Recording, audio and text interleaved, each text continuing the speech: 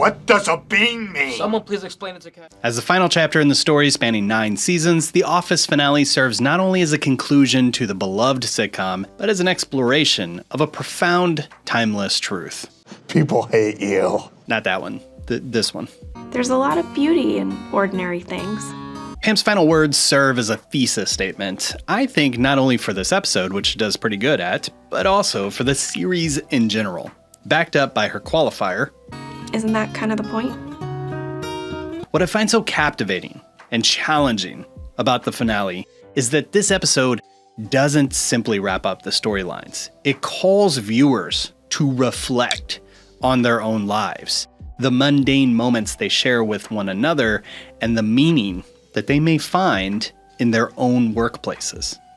First, let's remember that The Office is a TV show designed as a documentary. I've spent years analyzing this, but these last 2 seasons, they have felt increasingly aimless.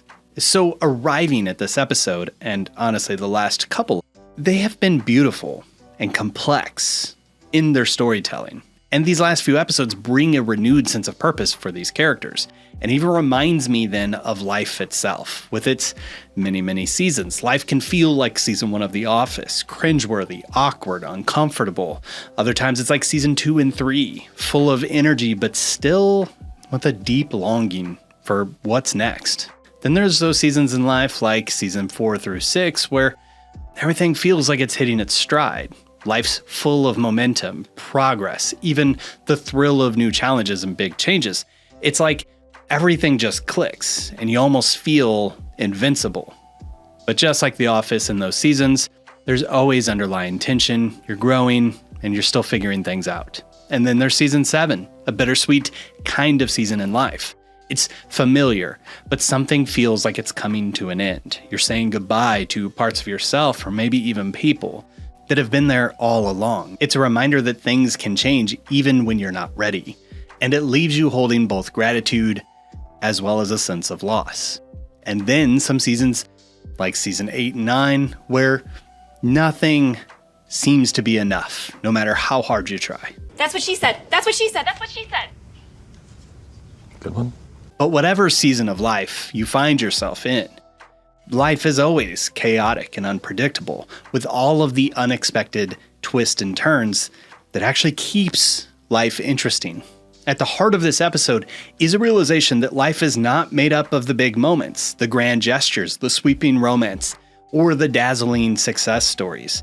Those are a spice of what life is, but life itself is composed of the small moments, the insignificant things, the awkward jokes in the break room, the shared meals, the pranks between friends, the jokes that no one will understand, and that unspoken connection that deepens over time in a way that happens so subtly that you don't even know how meaningful that these people are in your life until they're no longer in your life. And as the Office characters reunite one last time in this finale, they offer their stories as proof that the mundane is where life's true beauty lies. So let's take a moment to look back at some of these stories. I wish there was a way to know you're in the good old days before you've actually left them.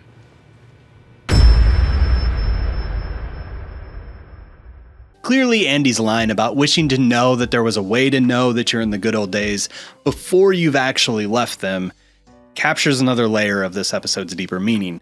Andy's character has always been on a quest for validation and recognition, to be seen by people around him. Whether it's at his alma mater, Cornell, or like in his ill-fated bid for fame, which resulted in Baby Wawa. Oh, I can't so just sit here and cry. Yet in the end, Andy realizes that it's okay to not be okay. He doesn't have to keep pretending to be someone else or act like something he's not in order to be part of a community. And as he reflects, I imagine he's kicking himself for not learning these lessons sooner, so he could have enjoyed the peace that comes from truly living in the moment. This bittersweet self-awareness speaks to how many of us look back at life, only realizing the value of everyday interactions that we've had with the people around us that we took for granted. It's a reminder, echoing Creed's words earlier, that humans have a way of making any place home, even if that home is a stupid, chaotic office. In reality, every day is a part of the good old days era, not because every day is perfect or every dream comes true every day, but because the past only exists in a memory. And right now is life, and it's happening all around us. Erin Hannon embodies the deeper meaning of this episode in a really unique way. Her search for her birth parents, a recurring storyline, though it was cut from several episodes, symbolizes her desire for a sense of belonging and understanding where she came from. Now, in the finale, her reunion with her parents is a heartwarming moment that brings some closure she's been seeking. This happens against the backdrop of her, in my mind, truly solidifying her place among the office staff. Not just because her portrait will be immortalized in the warehouse walls until there's inevitably butts on it, but because in the series' final moments, Erin's voice surfaces, confirming that despite being out of place for the last several years, she truly belongs here. How did you capture what it was really like? How we felt, and how we made each other laugh, and how we got through the day.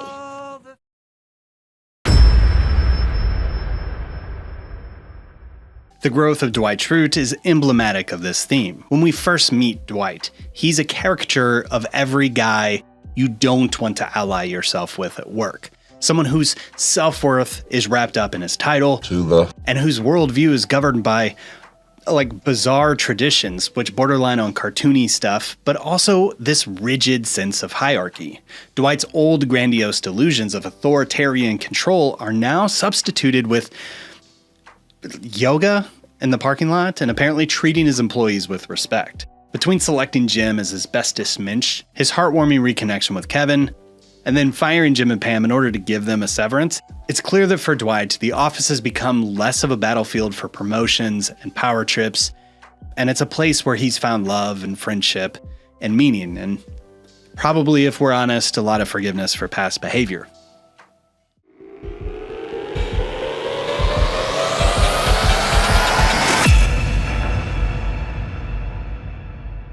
Now, obviously, I can't get into the full richness of everybody's character arcs. Don't worry, I have something coming up for that I'll talk about in a few minutes. But for Jim and Pam, the final episode is all about reflecting on how far they've come, not only as individuals, but as a couple. Pam's closing words about beauty in ordinary things is a testament to their journey and their relationship. In the beginning, Pam was stuck, engaged to someone that she didn't love, afraid to take risk, and unaware of her own potential, and really actually unaware of just how good life could be. Jim too was trapped in the limbo of unspoken feelings, unable to fully pursue his dreams because his heart was tethered to Pam. Now, over the years they grew together, weathering the storms of long distance moves, job changes, and even Michael was dating Pam's mom for a little bit. And Jim's grand gestures, a staple of the series, like buying their house without telling Pam, or creating the heartfelt DVD and giving her the letter, were never about showing off. They were about showing Pam the essence of what their relationship was built upon. The small, everyday moments of love and support. A house that was bought by Jim was to build their family and the memories therein. And the DVD was depicting the life that they built together. When Pam makes the move to sell their place, she's closing that loop. It's a grand gesture, but it's rooted in the ordinary, in the day-to-day work of building their life together. Jim's reflection in his last talking head compared to his first demonstrates the journey that he's made as a character throughout the series, starting with the bored lamentation describing his job. My job is to speak to clients on the phone about quantities. And finishing it with the same description, but replacing desperation for gratefulness. My job was to speak to clients on the phone. Even if I didn't love every minute of it, everything I have, I owe to this job. That everything he holds valuable in his life is ultimately due to this boring job. Pam's reflection on how long it took for her to make decisions mirrors the journey many of us face. It took her 4 years to cross 5 feet and get her dreams. This episode begs us to confront our own hesitations, to learn from Pam's journey, and to understand that sometimes the biggest things in life come not from these epiphany moments or bold ambition, but from a buildup of the small and quiet steps forward.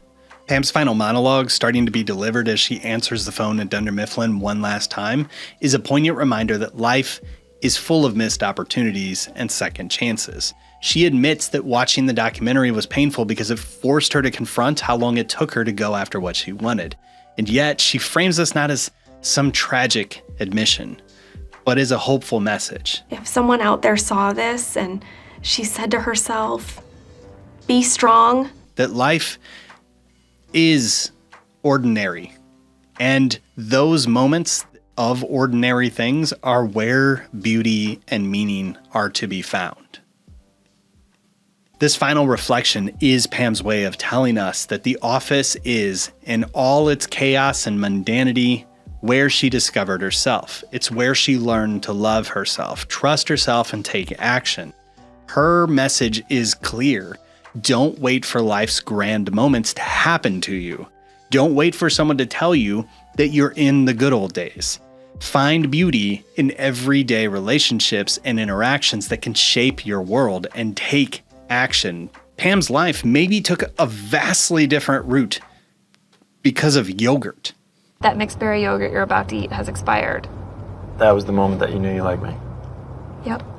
And all of this is super important because life is never as long as we think it's going to be. act fast, because life just isn't that long. And that's huge because life is never what we think it's going to be, how long we think it's going to be, and we only get one of these.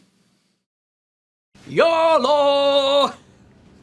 The final episode of The Office is about more than just wrapping up the storyline, something I've said a few times now. It's finding meaning in the small, seemingly insignificant moments that make up our lives. From Dwight's wedding, to Pam's mural, to Andy's realizations, this episode displays the true beauty of life lies not in the extraordinary, but in the ordinary. The Office, a drab paper company in Scranton, Pennsylvania, became the setting of a thing that impacted so many people's lives and captivated our attention as we watched them love, grow, forge alliances, and evolve. It's a reminder that no matter how mundane our daily lives may seem, there is beauty and meaning and connection waiting to be found. That, as Pam said, is kind of the point. So, with that, let's rate this thing. This is the worst.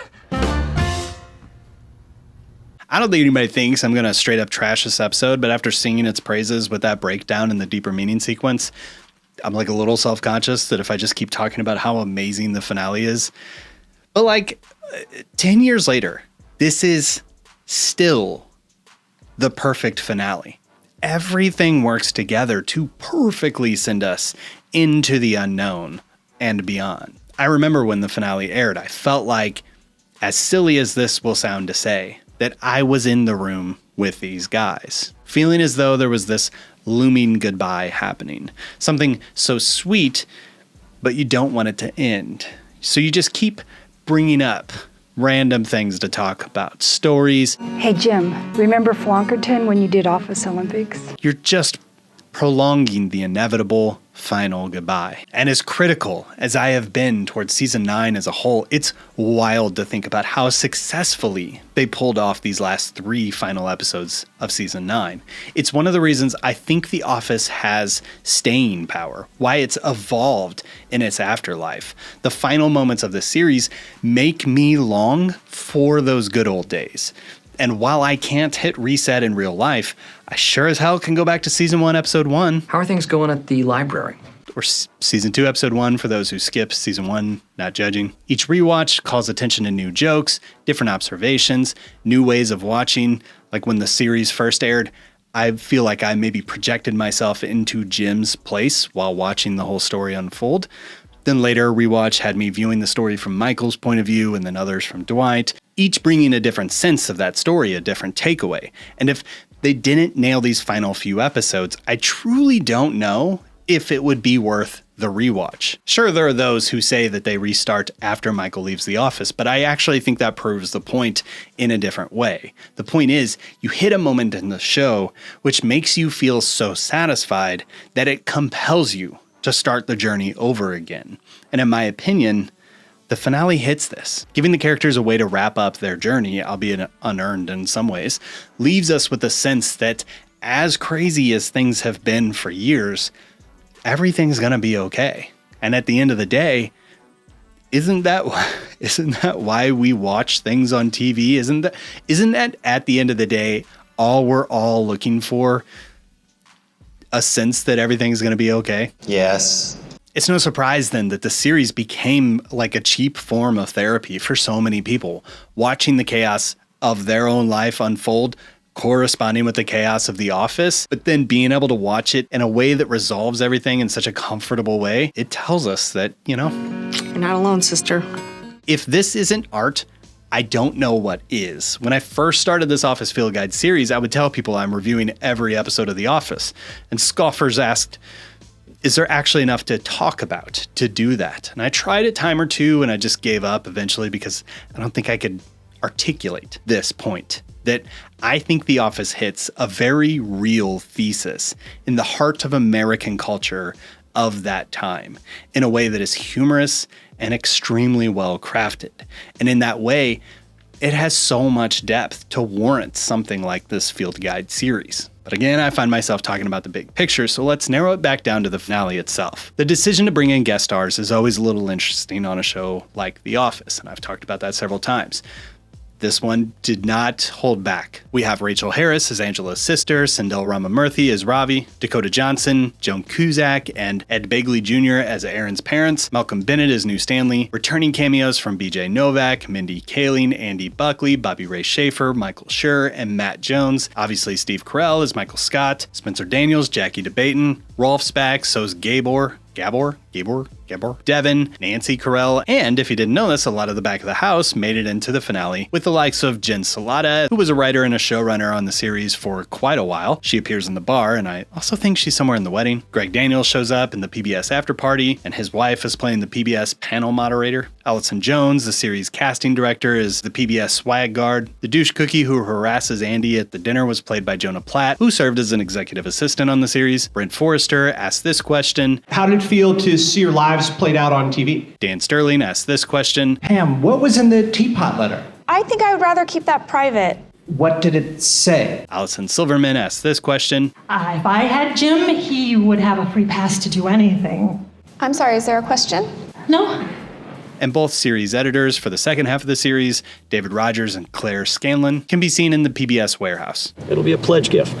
Graham Wagner's wandering around in the wedding too, but the highlight for me is Julie Tan as Harry Potter lady. If you're not familiar with this, Julie ran the fan-made unofficial blog throughout the series, which I'm realizing now maybe doesn't translate to today's world that well. Think of her as like an influencer for The Office while The Office was on, but just using blogs. Even for the internet, it's pretty shocking. The Office Tally site is actually still out there. You can go check it out, and it's been a resource for me several times through the creation of my Field Guide series. So it was a treat to see her get some recognition for all of her hard work throughout the series. There's probably more people I didn't catch, so feel free to drop them in the comments. All up, I can do nothing but praise almost every aspect of the episode. The writing, which captured the humor and the tone and worked us so effectively and allowed me to say goodbye to these people, but also left me wanting more. The set dressing and production work also had to take so much time to create these unique moments, crafting the lighting, and getting the tones right for several different set pieces across the episode. I have to thank those producers for getting all these cameos lined up, and to the actors who gave their best work to the camera. All of that then to the editing bay, which created an ending sequence that works so well and brought all of this to life. And talking about editing, just perusing the deleted scenes for this episode, it's kind of crazy how much stuff was cut. Like the now infamous Matrix cold opening, which would have been Jim's biggest prank, but there's so much more stuff with Clark. A lot of grade school boys copied Jim's pranks on their sisters, so Jim had to go speak at some local schools, don't be a slacker like me, which was hilariously lame. Dakota. Fine. Don't help me then. Some stuff from the bachelorette party was cut. This is too hard. I would boink Kevin, then I would kill myself. More Q&A content was cut. Stanley, are you still eating pretzels? Should I wake him? No. More wedding content was cut. My face office officer. If it's office boffist, poffers hamana, office not with nothing. And I for nothing. Erin's parents explaining why they gave her up for adoption was cut. And we didn't know. We're operating the puppets, or the puppets are operating us. In truth, it was a little bit of both. And then a tree getting planted outside the office, that was cut. Office plant! Office plant! Yay!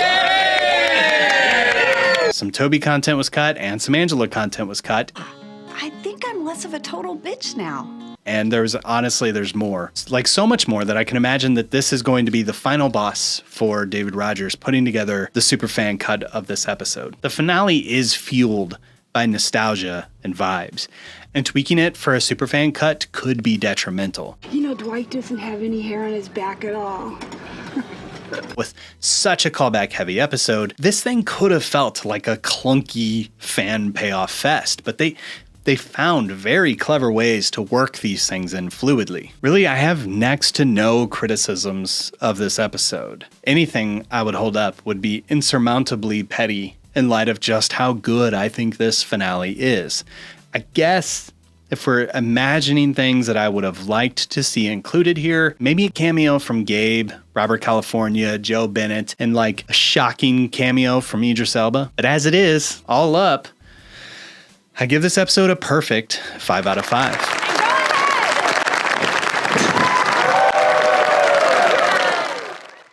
But that's what I think about the finale. What are your thoughts? Leave it in the comments. So where do we go from here? First, I want to thank everybody who's joined me on this journey. Looking back over the last 5 years of making Office content, I honestly have so much more to talk about, but that deserves its own video. So look out next week for a retrospective on the creation of this Office Field Guide series. That's hopefully going to be something cathartic for me as a creator, but if you've enjoyed this series, I'm going to include it in the playlist for season 9. And in that vein, this episode, as you've already been able to tell, I've had to pull back several times to focus solely on the finale and not a giant view of The Office itself. So later this year, maybe early next year, depending on how timelines go, I do have a long form project that I'm just calling The Story of The Office, where I intend to, in a single video, cover every story across the entire series of The Office in order to help bring the deeper meaning themes that we see in The Office to life. Beyond that, I have a lot of other Office themed videos lined up in my content calendar. Again, we'll see what I can get to this year, but that would include a ranking every episode of The Office, an analysis of these different stylistic differences between the different writers, and, you know, there's also potentially a reboot in the works. Whoa, I don't know. And in the meantime, the Office Field Guides will always be here to watch, and I'm going to be kicking off the new Field Guide series covering every episode of Community starting soon. And seriously though, thank you so much for watching. And a huge shout out to everybody who's supporting this content, especially the amazing folks in our community. I want to give a special thanks to our Dundee's host, Amber Piercy, Anna, Dark Lasagna, and our Inner Circle members, Avery, AV868, Daniel Roberts, Heidi in the Una, Valerie, Jackie Estes, Mooch, Yesher, and Native Penguin. Your support means so much. And if supporting isn't your thing right now, but you enjoy this content, please like and subscribe, stay up to date on future videos. And that is an official wrap on the Office Field Guides. Thanks for watching, and we'll see you next time. Get the hell out of here. You got it.